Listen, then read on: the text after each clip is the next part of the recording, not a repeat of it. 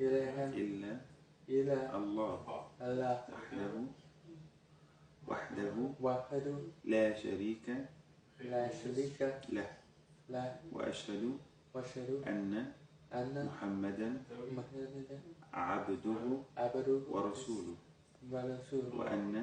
وأن عيسى عبده ورسوله وبرئت من كل دين يخالف دين الإسلام والله على ما أقول شهيد. This means I bear witness that there is no God except Allah subhanahu wa ta'ala, and that the Prophet Muhammad sallallahu alaihi wasallam is his last prophet and messenger, and that Jesus is his servant and messenger, and I belong to no religion except the religion of Islam, and Allah subhanahu wa ta'ala is a witness on what I'm saying. Congratulations.